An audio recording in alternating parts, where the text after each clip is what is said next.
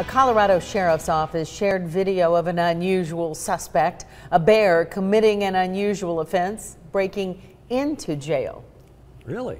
Deputies tweeted a series of photos showing a bear inside a secure area at the county jail, apparently after scaling a fence. Deputies later tweeted about the jailbreak.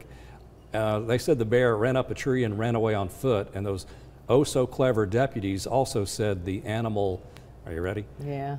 Exercised his right to bear arms. You know, who would use a pun like that, really? Somebody who sits close to me 5 days a week. But anyway. Oh, I see what you mean. Well, we want to thank you for watching Eyewitness News Live at 5. Oh, but there's more to come. Oh, yeah. Should Signal Mountain schools break away from the Hamilton County District? Some say yes, others disagree.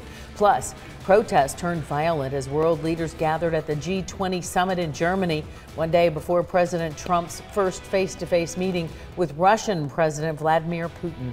Live at 5:30 starts now. Channel 3 Eyewitness News live at 5:30. Coverage you can count on. Thank you for choosing Channel 3 for your news. I'm David Carroll in for Greg Glover. And I'm Cindy Sexton. Signal Mountain residents are facing a controversial issue. Should they break away from Hamilton County schools and form their own district? Or not? Well, since February, a committee has taken a look at that possibility and turned to other counties and districts in the state that have done so. Not everybody on the mountain is on board. Some concerned residents have formed a group to keep things just the way they are. Here's Channel 3's Tim Pham with their side of the story. It's a debate that has some Signal Mountain residents on opposing sides. Some say it could move the community forward. Others say separating from the county would be a step in the wrong direction. The need for quality education is one thing both sides agree is important. But how to achieve that has residents on Signal Mountain divided. There is an element of segregating the population that is deepening the trench. So that to me is one of the biggest.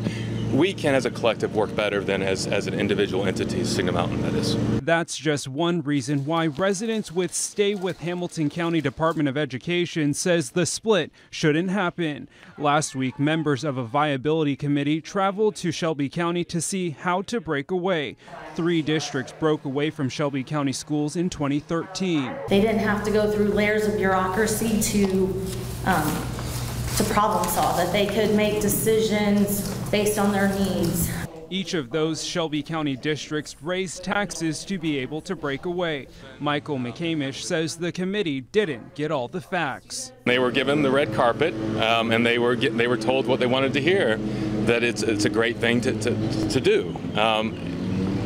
There was nobody from Shelby County to speak to them about their side of things.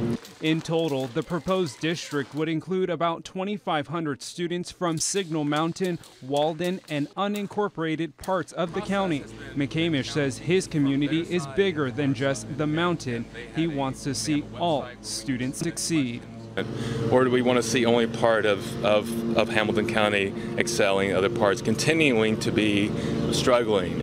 The group says they plan to transcribe audio from the visit to Shelby County and make it available to the public. The Viability Committee will then take questions and concerns online until July 15th. In the studio, Tim Pham, Channel 3 Eyewitness News. Thank you, Tim. If Signal Mountain creates their own district, it would include 3 of the county's top performing schools. The Signal Mountain Middle High School, Thrasher Elementary, and Nolan Elementary. Of course, we're following this closely, and we'll let you know if any new developments come to pass. A request for extensive personal information about voters is causing controversy in many states. The Presidential Advisory Commission on Voter Integrity has been met with mounting bipartisan rebellion as it seeks everything from dates of birth to voter history. 45 states and the District of Columbia are either refusing to release data or they give very limited information to the President's Commission looking into voter fraud. In May, the 15-member commission was created by the President through an executive order. A woman has been arrested in Cobb County, Georgia for allegedly leaving her child in a hot car. According to Cobb County police officers rescued the child from the car around 7:30 last night at a mall parking lot after receiving an emergency call. The child was taken to a local hospital. Police say the woman was working in the mall at the time. She has been charged. The wreckage of a small single-engine aircraft was found in a swampy area of the Everglades. early this morning. The Cessna 152 was found about 7 miles west of Homestead, Florida. The pilot was the only person on board. No information has been released on how the plane got in that swampy area. Officials from the FAA and the National Transportation Safety Board are en route to begin their investigation. President Trump arrived in Hamburg, Germany today for the G20 summit, where many wonder how he will handle several situations, including the growing North Korean threat. And many are anticipating that the president's first face-to-face meeting with Russian President Vladimir Putin tomorrow. Here's NBC's Jay Gray. Thousands of protesters spilled into the streets of Hamburg, locked in a tense showdown with police who used tear gas at times to try and control the angry crowd. More than 100,000 demonstrators have joined more than 24 world leaders here, targeting the G20 summit and at times the American president. We are here to tell him to leave and that he's not welcome. President Trump was welcomed for a one-on-one meeting this afternoon by German Chancellor Angela Merkel. The two leaders have a tense relationship on issues ranging from climate change and immigration to Mr. Trump's demand that European nations contribute more to the NATO Defense Fund.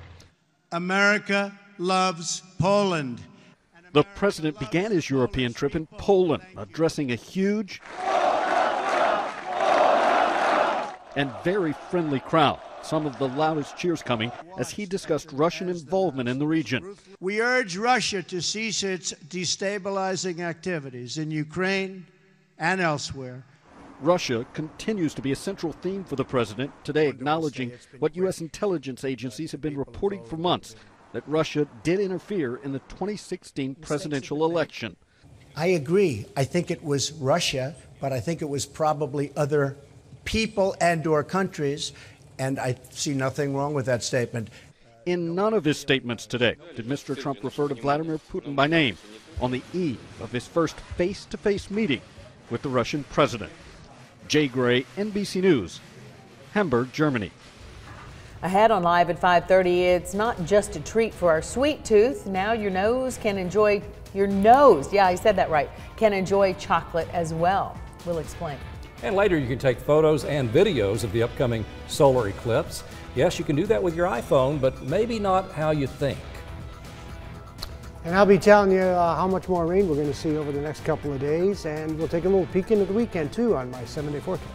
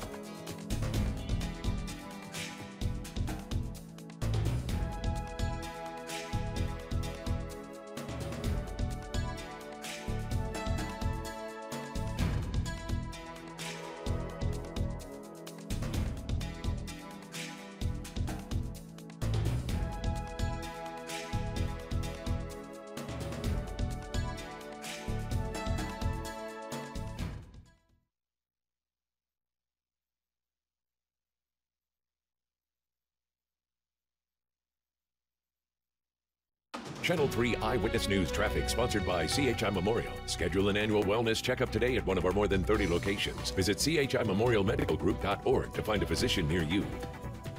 Watch out for a few things on the roadway that might slow you down. An accident tapped highway at Anderson Pike. Also got crews out with a vehicle fire on Alton Park Boulevard at West 33rd. And still seeing delays traveling I-24 eastbound through the downtown area. Here's a view of I-24 near Rossville Boulevard. Commute time right now to get from downtown to 75, you're looking at about 13 to 15 minutes. If you do travel 24 eastbound, crews are working to clear an accident there near Rossville Boulevard around the 180. It should be there on the shoulder. From the US 101 Information Center, it's Mo with your Eyewitness News traffic. Thank you, Mo. TV shopping powerhouse QVC is buying its biggest rival. QVC will purchase Home Shopping Network in a deal worth more than $2 billion. QVC is already a minority investor in HSN. This new deal encompasses the remaining 62% of stock that QVC does not already own. The Home Shopping Network started the 24-hour-a-day shopping channel industry 40 years ago. Together, QVC and HSN produce more than 55,000 hours of content and reported more than $12 billion in sales last year. Well, a Florida-based company is offering a chocolate-based powder that can be snorted to achieve effects similar to an energy drink. Accurately enough, it's called Coco Loco. It's a snuff infused with ingredients that advertise a rush of endorphin and serotonin to achieve a feeling of energy and focus. Coco Loco, selling for $24.99, snortable chocolate powder. Still ahead, it's being dubbed the Great American Eclipse. It will be the first total eclipse visible only in the U.S. since the country was founded in 1776. What you need to know if you want to watch it next. And later on Eyewitness News at 6, a Chattanooga team is competing in a $2 million basketball tournament, and if they win, they plan to invest in our youth. Paul Shaheen has the story coming up a little bit later.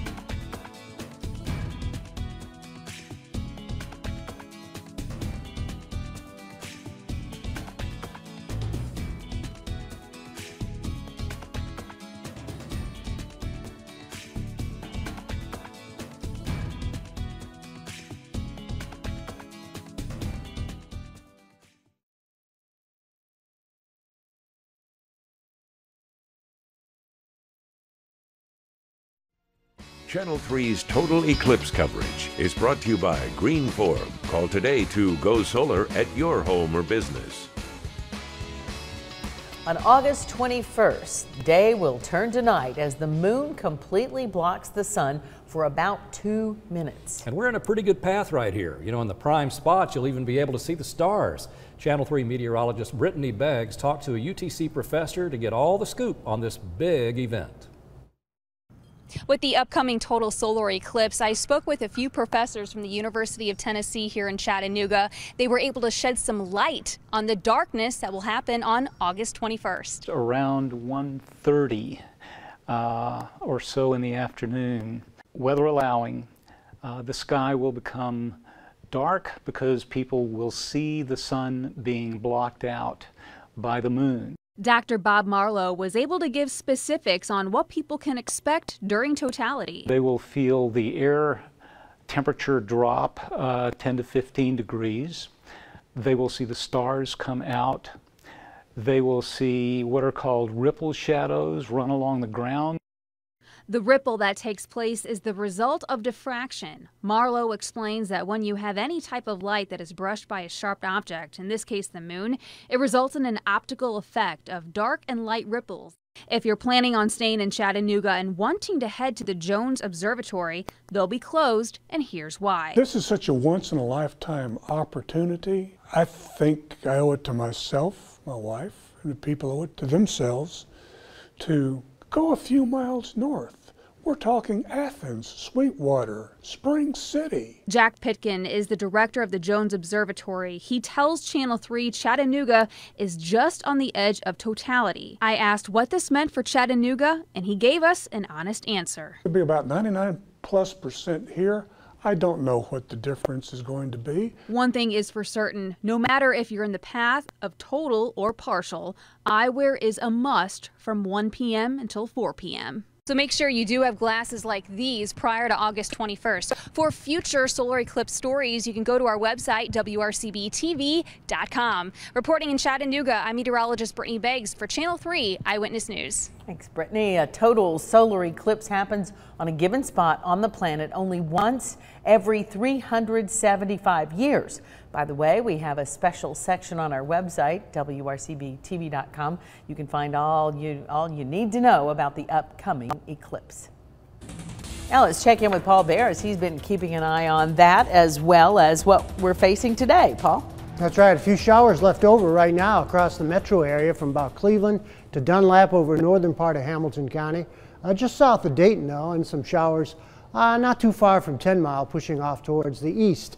And they're weakening as they move along. Now further south, there are some showers that have really weakened that are moving over southern Murray County, just past Calhoun, pretty much just past Dalton. So we're going to put this into motion for you. There were some hefty thunderstorms near Huntsville, but as they moved into our area, they've really weakened. So we're not expecting much, although there are some thunderstorms along I-65 that are still holding together. It's not impossible that they could move in later on. So we'll continue watching that for tonight. But the bulk of the severe activity is going to be north of Interstate 40, up into Kentucky, right along I-75 in Kentucky. They've even got a tornado warning up there. 84 right now in Dayton, 85 in the city, 81 in Cleveland, and 73 in Dalton, 75 in Murphy. The winds are light and variable, but we figure in the heat index, feels like 93 here and in Dayton. Well, it only feels like 70 in Dalton because of the clouds and the showers that they've had. 84 in Cleveland, Athens about 88 for the heat index there. Now our high today was 88, 70 the overnight low, and we've had about 1/4 inch of rain, and that puts us pretty close to 9 inches above normal in rain for the year. Remarkably wet so far. 1/2 inch in Dalton, 1.1 in Chatsworth, about 3/4 out near Varnell, 5/10 in Fort Payne, 4/10 Ford Mountain, also in the Scottsboro. Well, we had 3/10 in Red Bank, 2/10 Lakeside, Saudi Daisy, only 89 in Cleveland, hardly any rain at all, less than a tenth in Ottawa, 2/10 North Chattanooga, Lookout Mountain, and Signal Mountain. Trenton only about 1/10, Ringgold only about 1/10, about 1/2 inch in Dayton, Dunlap, 8/10 up into Cagle Mountain, about 3/10 Colmont, Jasper, about 2/3 of an inch of rain, and Athens had about 8/10, only 1/10 out near Murphy, and about 4/10 out near Riceville. Latest forecast is showing tomorrow into the morning hours some scattered showers still possible, and into the early part of the afternoon. Then A lot of this rain will start moving south. Now, as a cold front approaches on Saturday, we'll have a chance for some showers or storms in the morning, but it's going to be a small chance. And then this cold front does something that doesn't happen very often in July. This cold front is going to stall out in your Florida and bring lots of rain out there. For us on Sunday and Monday, it looks like some pleasant weather. It'll be fairly warm, mainly because the sun's going to be out. And anytime you got sunshine this time of year, it gets pretty hot, but the humidity levels will be low. So tonight, 72, and the showers ending with light winds. Tomorrow, just a slight chance for some showers and storms with 86. And then for tomorrow night, we'll see the lows near 72 with fair skies and light winds. Now, the 7-day forecast on Saturday morning could have a shower with high near 90. Humidity still moderate. And then on Sunday, the humidity goes down, 88. Monday will be near 90. But low humidity, and that'll feel good. Then the humidity levels start to go up on Tuesday with 91 and isolated showers coming up by the middle and the end of next week. Sounds like a good weekend. Yes, it does. Very good. Thank you, Paul. Are you thinking about using your cell phone on August 21st to capture the total solar eclipse? Well, they're still talking about it. Our tech reporter shares some tips to help you get the most memorable shots of the eclipse. He'll tell you what to do.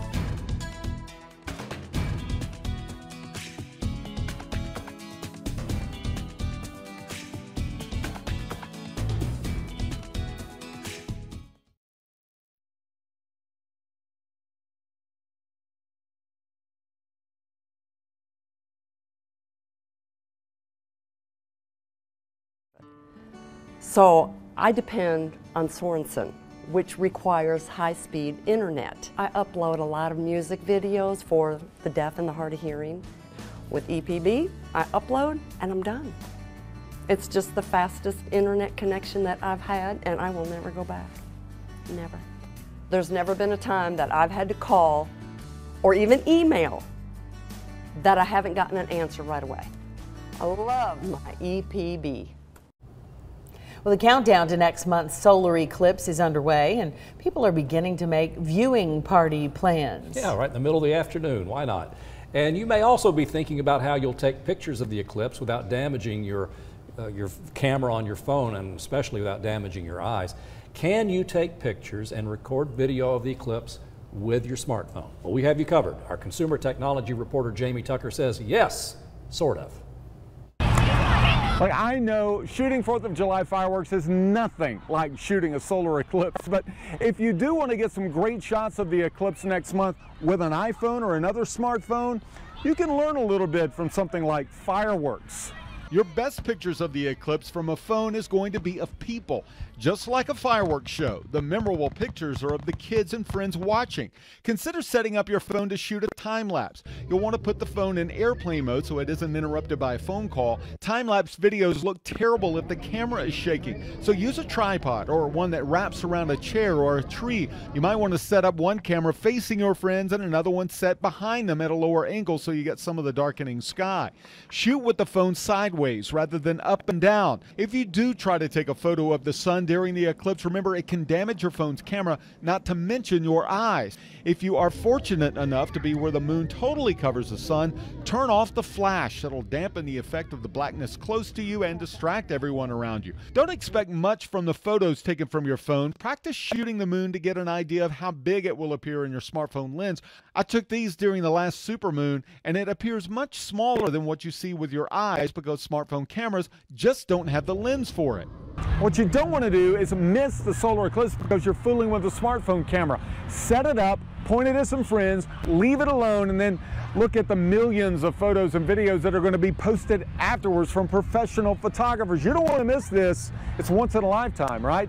That's What the Tech. I'm Jamie Tucker, Channel 3 Eyewitness News. Now, it cannot be stressed enough. You are not to look directly at the sun. A lot of places are offering special eclipse sunglasses. We'll have those tips on our website, along with links to products to safely take pictures and record videos. Just visit WRCBTV.com. Well, I'm going to hang out with Jamie Tucker. Yeah, I think just watch it, enjoy it. Yeah, that's the thing. Put your phone down.